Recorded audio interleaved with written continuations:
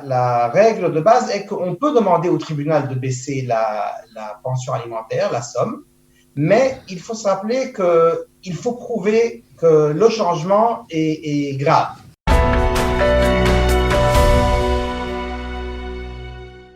Ethan Husker, bonjour. Bonjour. Alors, on est ravis de vous accueillir ce matin parce que c'est vrai qu'on parle beaucoup des difficultés économiques des entrepreneurs notamment et puis des salariés qui n'ont pas été réembauchés par leur patron et qui ont quand même des charges à payer, notamment la pension alimentaire. Est-ce qu'il y a des moyens aujourd'hui de l'éviter ou de se débrouiller, soit avec son conjoint, soit avec la justice pour soit l'alléger, soit ne pas la payer ? Oui, alors bonjour. Et le sujet est un sujet très chaud. Et des gens se trouvent dehors du travail et quelqu'un qui doit payer pension alimentaire pour un enfant ou même pour plus, et ça peut revenir à une somme assez haute. On peut rappeler le minimum que la justice en général attribue à l'un des deux parents. Combien pour chaque enfant on est censé payer au minimum ? En général, on parle autour de 1500 shekels par enfant, plus les frais de l'habitement. Donc, de l'habillement. Si c'est location, et aussi entretenir l'appartement. Donc, les paiements habituels pour l'électricité, le téléphone, etc. D'accord, donc ça veut dire que ça peut chercher loin quand on a plusieurs enfants. Oui, certainement. Et là, on a une règle de base. Quand on parle de pension alimentaire, on a une règle de base qui dit que la somme n'est jamais fixe. Donc, même si le tribunal vous avait dit de payer une somme, une certaine somme, en changement de circonstances, vous avez le droit de revenir au tribunal et demander de changer la somme, baisser, ou bien d'habitude l'épouse, elle peut demander de relever la somme. Et disons, s'il y a encore des enfants qui sont nés ou si le mari gagne une salaire plus haute.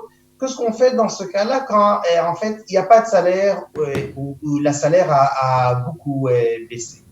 Alors, comme j'ai dit, la règle de base est qu'on peut demander au tribunal de baisser la pension alimentaire, la somme, mais il faut se rappeler qu'il faut prouver que le changement est grave. Donc, le tribunal va se demander quelques questions.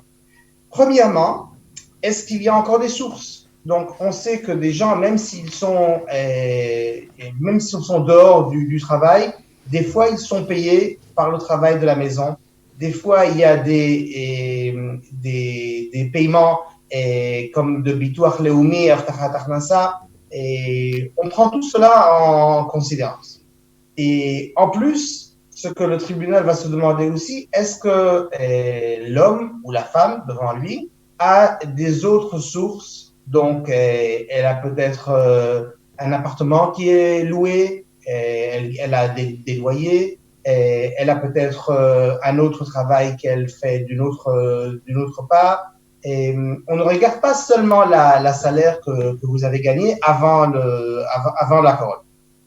Ok, alors comment on peut, quand vous me parlez de décision de justice, donc on sait très bien que ça prend du temps. Donc quand on est aujourd'hui à un instant T sans moyen de payer cette pension alimentaire, comment patienter entre une décision de justice qui, oui, nous autorise à diminuer peut-être cette pension et en attendant, qu'est-ce qui peut se passer? Qu'est-ce qu'on peut faire? Ce que je conseille faire, c'est de négocier, même baisser la somme temporairement.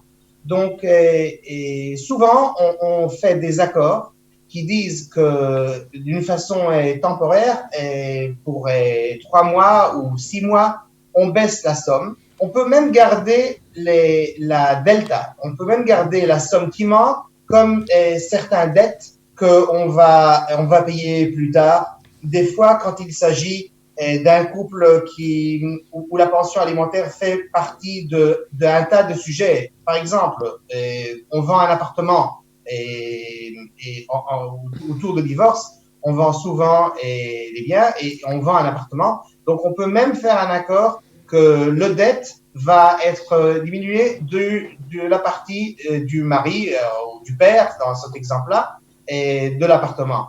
Et je conseille très fort de ne pas courir rapidement au tribunal pour les raisons que j'ai dites. Donc, même si la salaire a baissé, et le tribunal ne va pas faire des changements et des changements souvent sur la somme de la pension alimentaire. Il va chercher et trouver des autres moyens. Et c'est pour ça qu'on essaye d'éviter ça, on essaye d'éviter cette procédure par négocier, par se mettre d'accord sur ces points-là. Avec ça, je dois dire que s'il y a un changement vraiment critique, comme le meilleur exemple que je peux donner, c'est je reçois des questions des gens qui s'occupent du tourisme, surtout du tourisme de l'étranger. Donc là, on sait que là, vraiment, il y a la situation est grave. La situation est catastrophique, oui, bien sûr. Oui, allez-y. Et ce sera probablement pardon? Allez-y. Probablement pour une longue période. Donc, plus l'effet est grave, plus la période est longue, alors là, mieux des chances à vraiment baisser la somme de la pension alimentaire. Et là, si on n'arrive pas à se mettre d'accord, alors je conseille vraiment d'aller au tribunal et demander de l'aide.